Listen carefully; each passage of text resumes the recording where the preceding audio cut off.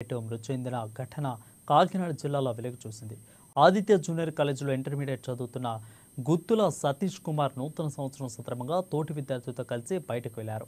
కోరంగిలో భోజనం అనంతరం సూర్యాపేట బీచ్లోకి వెళ్లి ప్రమాదవశాత్తు సముద్రంలో మునిగి మరణించారు. హుటాహుటిన అక్కడున్న తోటి విద్యార్థులు ఆదిత్య యాజమాన్యానికి తెలియజేయడంతో వారు వెంటనే స్పందించి మృతదేహాన్ని కాకినాడ మార్చురీకి తరలించారు.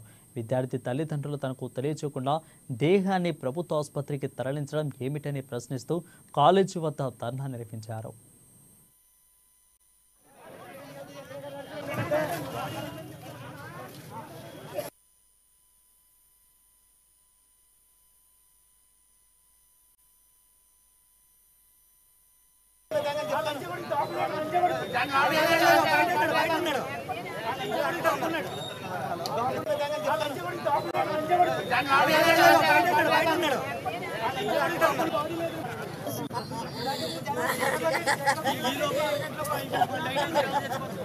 Yes, sir.